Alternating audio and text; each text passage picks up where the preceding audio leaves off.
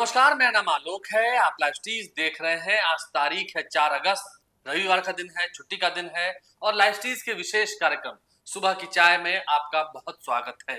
देखिए, बिहार के वरिष्ठ पत्रकार रवि उपाध्याय जी हैं। हर दिन की तरह आज भी हम आपको जो बड़ी खबर है उससे आपको अवगत कराएंगे। देखिए, नीतीश कुमार की कैबिनेट, बिहार सरकार की जो कैबिनेट है, जो इसी साल मार्च के महीने में एक्सटेंशन हुआ था कैबिनेट का, क्योंकि जनवरी में महागठबंधन की सरकार चली गई, एनडीए की सरकार बन गई और अब नीतीश कुमार की कैबिनेट का एक्सपेंशन होने वाला है, यानी कि कैबिनेट विस्तार होने वाला है। बड़ा उलटफेर देखने को मिल सकता है। कई ऐसे मंत्री हैं जो इस्तीफा देंगे, उन पर चर्चा करेंगे।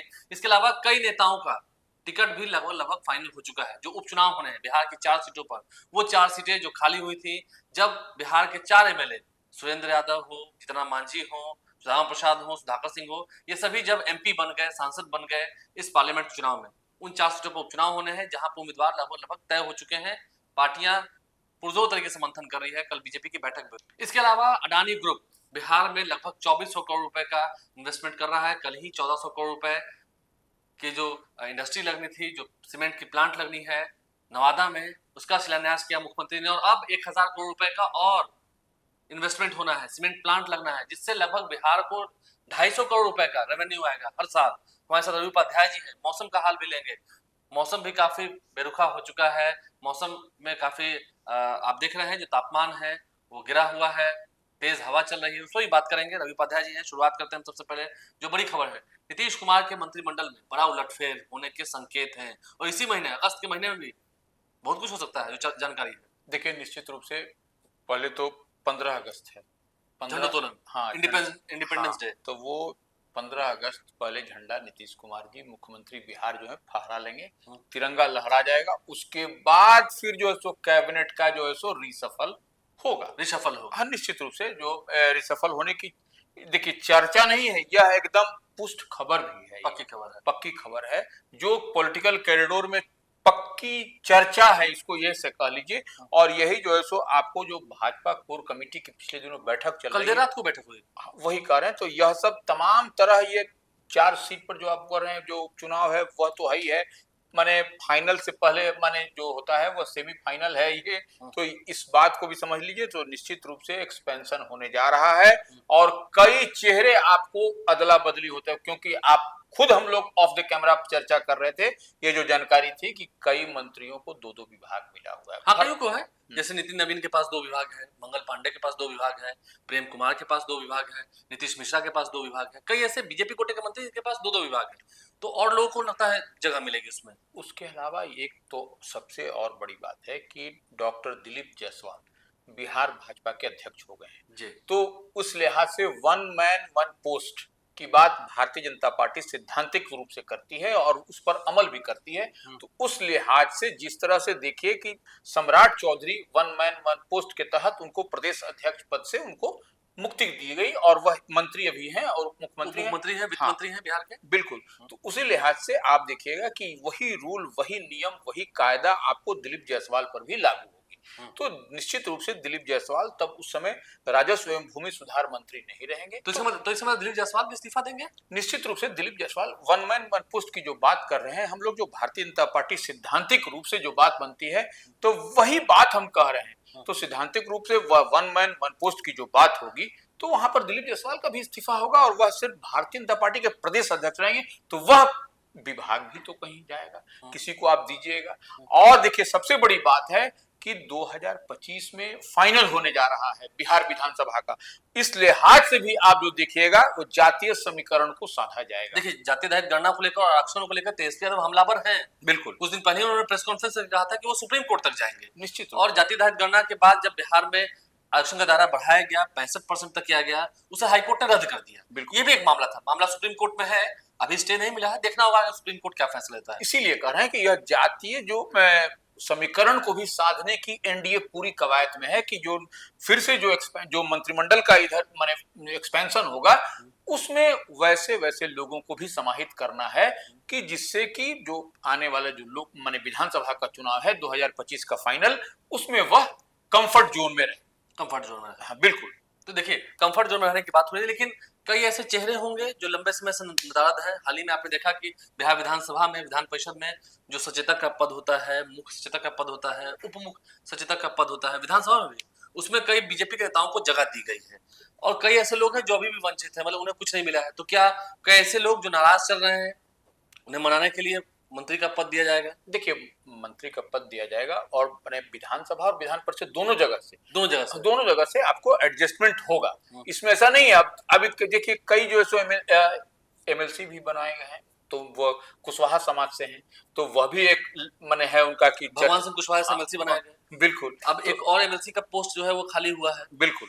तो सुनील सिंह के सदस्य रद्द होने के बाद तो वह उसमें भी एडजस्टमेंट होगा, किसी को बनाया जाएगा, वह भी जातीय समीकरण ही साधा जाएगा एकदम। इसमें से स्पष्टता के साथ इस बात को समझ लेना चाहिए कि यह सब जो भी होगा आपको 2025 के जो फाइनल होगा उसकी तैयारी में ही यह सब हो रहा है। देखिए, आगे बढ़ते हैं। उपचुनाव होने हैं, जैसे हमने शुरू में कहा, उपचुनाव होने हैं। 4 सीटों पर उपचुनाव होने हैं। वो सीट है तरारी, बेलागंज, इमामगंज और रामगढ़। बिल्कुल। तरारी से सुदामा प्रसाद जीत के आते थे, माले के विधायक थे, अब वो सांसद हो गए हैं। बेलागंज से सुरेंद्र यादव थे, वो अब जहानाबाद से सांसद हो गए हैं। इमामगंज से जीतन मांझी जीत के आते थे, वो अब गया से सांसद हो गए, केंद्रीय मंत्री हो गए जीतन मांझी। और रामगढ़ से जो सुधाकर सिंह विधायक थे आरजेडी के, उन्होंने भी इस्तीफा दिया था क्योंकि वो सांसद हो गए, बक्सर से चुनाव जीत गए। तो इन चारों ही जगह पर चुनाव होने हैं, उपचुनाव होने हैं। नोटिफिकेशन अभी नहीं हुए हैं, लेकिन उम्मीदवार भी लगभग तय दिख रहे हैं, जहां जैसी तैयारी कर रही है पार्टियां। देखिए, हम लोग जो बात कर रहे थे, अब हम लोग जैसे चलते हैं जीतन राम मांझी की सीट, जो इमामगंज से जो सीट खाली है, वहां पर 2 उम्मीदवार आपको एनडीए फोल्ड से, या कह लीजिए जीतन राम मांझी की पार्टी हिंदुस्तानी आवाम मोर्चा से, वह दिखाई, मतलब वो सीट मांझी जी को ही जाएगी। हाँ, निश्चित रूप से उनकी सीट है, तो वह उन्हीं को ही जाएगी। एक ही सीट तो थी उनकी, तो इस लिहाज से उनको जो है सो लोकसभा जीत कर गए हैं, मंत्री बने हैं, तो वह सीट उनके पास में है। तो उस पर उनके जिसको वो चाहेंगे उन्हीं को। तो उसमें प्रवीण मांझी का एक नाम आ रहा है, उनके बेटे। हाँ, उनके पुत्र हैं प्रवीण मांझी, और दूसरा है उनकी पुत्रवधू दीपा मांझी का, संतोष सुमन की पत्नी, जो विधानसभा में मंत्री है। बिल्कुल। तो दीपा मांझी आप देखिएगा सोशल मीडिया पर बहुत एक्टिव रहती है। तो ये अब इन दोनों में से ही आपको जीतन राम मांझी को तय करना है कि क्या किसको लेना है, किसको नहीं लेना है, बेटा या बहू। तो यह अब उनकी, देखिए, अगर हम कुछ लोग कहें कि परिवारवाद शुरू हो गया, तो फिर उधर सुरेंद्र यादव भी बेलागंज में अपने, हालांकि देखिए वो पहले मर्चेंट नेवी में रहे, जो जानकारी है, डॉक्टर विश्वनाथ यादव, और बेलागंज की राजनीति में काफी सक्रिय रहे। बिल्कुल। 10 साल से, पिछले 10 सालों से 2 बार सुरेंद्र यादव जब जीते, ऐसे तो वो 5-6 बार जीत चुके हैं, 6 बार जीत चुके हैं लगभग। लेकिन सुरेंद्र यादव जब चुनाव लड़ते थे तो उनके बेटे पूरा मैनेजमेंट देखते थे, इलेक्शन का जितना स्ट्रक्चर है वो देखते थे। और विश्वनाथ यादव, उनको सारी जानकारी है, विदेशों में पढ़े हुए हैं, पढ़े लिखे हैं। नहीं, वो तो उन्हें भी टिकट मिलने लगता है। निश्चित रूप से अपने पिता का जो, अब वो पूरी तरह से चुनाव प्रबंधन में लगे रहते थे अब तक, जहानाबाद में भी लगे थे। हाँ बिल्कुल। तो वही हम कह रहे हैं, तो वो इस लिहाज से डॉक्टर विश्वनाथ यादव, जो उनके पुत्र हैं डॉक्टर सुरेंद्र यादव के, जो सांसद हो गए हैं आरजेडी कोटे से, जहानाबाद से, तो वो उनके पुत्र को इस बार लगता है बेलागंज से पक्की, माने वो जो खबर चल रही है, टिकट मिलना है। देखिए, और सबसे बड़ी टिकट मिलने की बात नहीं है, जिताऊ पहलवान चाहिए। तो जिताऊ पहलवान वहां से बेलागंज से डॉक्टर विश्वनाथ यादव ही होंगे। आरजेडी तभी वह सीट रिटेन कर पाए। देखना होगा, सामने जेडीयू होगी, वहां मनोरमा देवी या कोई और। हाँ, निश्चित रूप से मनोरमा देवी एक्स एमएलसी हैं, वह एनडीए फोल्ड से, उनका है चर्चा है कि वह उम्मीदवार हो सकती हैं जेडीयू के, और पहले जेडीयू से एमएलसी भी हुआ। विनोद यादव भी क्या करेंगे, देखना होगा। हाँ, विनोद यादव एक से मिले रहे। बिल्कुल। इसके अलावा देखिए, अगर हम तरारी से बात करें तो सुनील पांडे के नाम की चर्चा होती है एनडीए से। बिल्कुल। माले से तो राजू यादव जो दिख रहा है। देखिए, तरारी भी एक आपको माले की सीट है वो, तो वहां पर आपको अगर यदि सीट को एनडीए को अपने पाले में करना है, तो उसी तरह का मजबूत उम्मीदवार पहलवान चाहिए, जैसा सुनील पांडे के जैसा। तो सुनील पांडे निश्चित रूप से पिछला जो चुनाव हुआ था उसमें वह ज्यादा उनका अंतर नहीं था, इंडिपेंडेंट लड़े थे। बीजेपी वहां तीसरे स्थान पर। निश्चित रूप से ये ही वह पार्टी का उनको सैंबल मिल जाएगा, तो वो निश्चित रूप से वह विन विन के सिचुएशन में आपको दिखाई पड़ेंगे।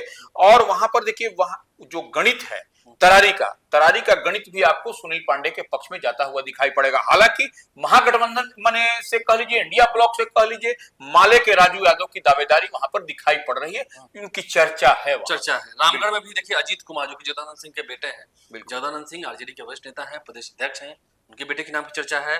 वहीं सामने में बीजेपी से, एनडीए फोल्ड से अशोक सिंह के नाम की चर्चा है। बिल्कुल, देखिए अब वहाँ जगदानंद सिंह के पुत्र हैं, तो वो और देखिए कुछ दिन पहले ही वो पाला बदल के इधर आए हैं, उनको शामिल भी आरजेडी में शामिल कराया गया। शामिल कराया गया। तो यह लोकसभा चुनाव के बाद बिल्कुल, तो यह कहीं न कहीं यह दिखाई पड़ता है और इसकी तब हो जाकर के प्रबल संभावना बनती हुई दिखाई पड़ती है कि अजीत कुमार को शामिल कराया गया इधर, जगता बाबू के पुत्र को। तो इसलिए अब देखिए चाहे जो भी जिस तरह के, लेकिन पॉलिटिकल कैरजोर में यह पुष्ट चर्चा है कि अजीत कुमार को ही आरजेडी से टिकट सिंबल मिलेगा और इधर से अशोक सिंह भारतीय जनता पार्टी से लड़ते हुए दिखाई तो इन पड़ेंगे। लोगों का नाम लगभग तय दिख रहा है, इनको टिकट मिलना तय दिख रहा है। अब आगे अंत समय में कोई उलटफेर हो जाए, क्योंकि राजनीतिक संभावनाओं का खेल है, तो वो बात अलग है। नहीं, लेकिन इस पर मंथन चली है।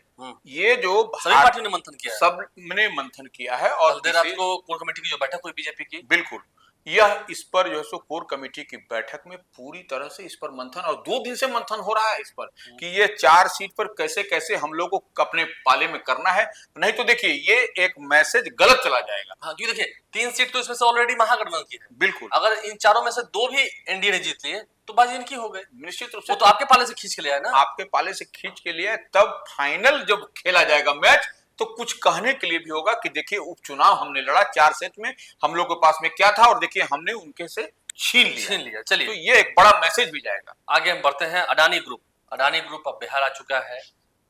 बिहार में देखिए मौसम तो काफी ठंडा ठंडा है। अब बिहार के हर जिले में लगभग वर्षा हो रही है, मानसून का सीजन है, लेकिन बिहार में एक लोगों के दिल में भी सुकून आया है कि अब बिहार में इंडस्ट्रीज लगने लगी है। कल ही बिहार के मुख्यमंत्री नीतीश कुमार ने शिलान्यास किया है नवादा के वासी। प्रणव अडानी आए हुए थे, डायरेक्टर हैं अडानी ग्रुप के, वो आए हुए थे, और नीतीश मिश्रा जो कि बिहार के उद्योग मंत्री हैं वो भी वहां मौजूद थे, प्रेम कुमार वहां मौजूद थे, बिहार के मंत्री हैं। तो अडानी ग्रुप ने 1400 करोड़ रुपए का प्लांट लगाने का निर्णय ले लिया, शिलान्यास भी हो गया और लगभग 1 साल में वो काम हो भी जाएगा नवादा में। बिल्कुल, देखिए यह एक बड़ा तोहफा है बिहार के लिए। बिहार के लिए तोहफा इस लिहाज से कि यहाँ पर उद्योग धंधा तो था नहीं, तो यह जो अडानी ग्रुप का अंबुजा सीमेंट का जो इतना बड़ा जो प्लांट लग रहा है, तो निश्चित रूप से यह एक बड़ा मैसेज है। और देखिए मैसेज ही नहीं, और इसका शिलान्यास भी एक तरह से मुख्यमंत्री ने कर दिया, ईटा उटा सब बिछा करके सीमेंट गारा से उसको लगा के फिट कर दिया। अब उसमें अब काम शुरू हो जाएगा, मुख्यमंत्री के जो हाथ लगाने के बाद तो अब काम शुरू है, सब एनओसी सब मिल चुका है, सारा कुछ। अब बियाडा उसमें बिहार औद्योगिक क्षेत्र प्राधिकार जो है उसके लिए पूरी तरह से वो कमिटेड है, काम कर रही है। औद्योगिक क्षेत्र के लिए कल का दिन एक बढ़िया दिन रहा निश्चित रूप से। अब देखिए 1400 करोड़ का है और नवादा में लगा है, तो यह एक बड़ा मैसेज है। वारसलीगंज में, हाँ वारसलीगंज में, तो ये आप देखिए कि इसमें रोजगार कितना मिलेगा, डायरेक्ट कितना मिल रहा है, डायरेक्ट और इनडायरेक्ट। तो डायरेक्ट का मतलब कि इतने लोग उस प्लांट में वो काम करेंगे 2000 के, जो लोग बाहर आते थे, पलायन करते थे मजदूरी के लिए, बिल्कुल बाहर नहीं जाना होगा 2000 लोग उसमें डायरेक्ट उसमें एम्प्लॉयमेंट मिलेगा। और उसके साथ जब 2000 लोग एम्प्लॉयमेंट मिलेगा तो 2000 का परिवार वहां, उसके बाद से जब रहना खाना पीना सारा कुछ उस एरिया का जो है सो डेवलपमेंट होगा, तस्वीर बदल जाएगी। हाँ तस्वीर बदलेगी निश्चित रूप से। इसके अलावा जो जानकारी मिली, कल ही हमने नीतीश मिश्रा का इंटरव्यू किया था, लाइव चीज पर इंटरव्यू आप देख सकते हैं, उद्योग मंत्री हैं। उन्होंने कहा कि अभी 1000 करोड़ का प्लांट और लगना है मुजफ्फरपुर में। बिल्कुल, मुजफ्फरपुर के मोतीपुर में, हाँ वो वहां पर लगना है। और देखिए उस लिहाज से वहां पर भी अडानी ग्रुप का ही है वो। तो यह भी देखिए अडानी ग्रुप का बिहार में इन्वेस्ट करना, जो लोग पहले डरा करते थे कि नहीं कहाँ जाएंगे इन्वेस्टर, नहीं जाएंगे, ये माहौल नहीं है, तो यह तो माहौल क्रिएट हो रहा है। एनडीए की सरकार कह लीजिए, डबल इंजन की सरकार कह लीजिए, कहीं ना कहीं इन्वेस्टर को वो अपने ओर आकर्षित करने के लिए यह सब पूरी तरह से अडानी ग्रुप ही जब यहाँ इन्वेस्ट कर रहा है और इतना बड़ा बड़ा प्लांट जब लगेगा तो निश्चित रूप से जब प्रोडक्शन होगा तो बाहर से लोग आएंगे जाएंगे। हाँ, रोजगार देखिए, रोजगार देने के लिए सरकार ने वादा किया है। कल चिराग पासवान भी पटना में थे, केंद्रीय मंत्री हैं, उन्होंने भी फूड प्रोसेसिंग डिपार्टमेंट के कई लोगों से मुलाकात की है। अब यहाँ पर फूड प्रोसेसिंग यूनिट लगाने की बात हो रही है बिहार में। तो अगर ये जितने केंद्रीय मंत्री बने हैं या जो बिहार के मंत्री हैं, वो अगर बेहतर काम करते हैं, चिराग पासवान हो, नीतीश मिश्रा हो, कोई भी हो, बिहार में काम होगा तो बिहार के युवाओं को रोजगार मिलेगा और बिहार को रेवेन्यू भी मिलेगा। निश्चित रूप से राजस्व का, देखिए राजस्व का तो लाभ होगा ही होगा। अब देखिए अडानी सीमेंट की हम लोग बात कर रहे हैं, जो नवादा में हुआ है उसमें प्रति वर्ष 6 मिलियन टन सीमेंट का उत्पादन किया जाएगा। तो आप सोच लीजिए क्या होगा, रेवेन्यू मिलेगा 6 मिलियन टन। यही हुआ 6 मिलियन टन हुआ, तो 6 मिलियन टन का जब अब बाहर जाएगा, एक्सपोर्ट होगा, एक्सपोर्ट, तो वो निश्चित रूप से वो आपके स्टेट को वह रेवेन्यू राजस्व का लाभ होगा। तो यह इससे बिहार का विकास जो बाधित था वो तेज गति से होगा। औद्योगिक क्षेत्र उसमें बढ़ावा मिलेगा, निश्चित रूप से औद्योगिक क्षेत्र को बढ़ावा मिलेगा, हर क्षेत्र में आपको बढ़ावा मिलेगा, इसमें कहीं कोई दो मत नहीं है। कहीं कोई दो मत नहीं है, आपने पूरी खबर देखी है। मौसम का भी मिजाज थोड़ा नर्म है बिहार में। अब बारिश हो रही है और मौसम विभाग ने अनुमान, चलते चलते ये भी खबर लेते हैं, मौसम विभाग ने अनुमान लगाया है, ये पूर्वानुमान लगाया है कि बारिश होगी, निश्चित रूप अभी से। कंटिन्यू बारिश होगी। देखिए, मौसम विभाग का जो भी होता है वह अगले 24 घंटे का पूर्वानुमान 24 घंटे से 48 घंटे। हाँ, तो वो पूर्वानुमान में उसने कहा है कि कई जिलों में जो है सो हल्की से भारी बारिश होगी और आपको सचेत रहने की आवश्यकता है। जब ठनका उनका जब चमके तो आप हरे भरे वृक्ष के नीचे न जाएं। घर में रहें। हाँ, घर में रहें, ये सुरक्षित कहीं रहें। अच्छी जगह पर है, हाँ, सुरक्षित बिल्कुल। रहें। हम भी चाहते हैं कि आप सुरक्षित रहें, स्वस्थ रहें। आज रविवार का दिन है, छुट्टी का दिन है, आप घर में होंगे, थोड़ा आराम कर रहे होंगे, आपने पूरी खबर जानी है। लाइव चीज के साथ अपना भरोसा यूं ही बनाए रखें। हमारे चैनल को सब्सक्राइब कर लें, साथ साथ फेसबुक पेज भी लाइक करें। धन्यवाद।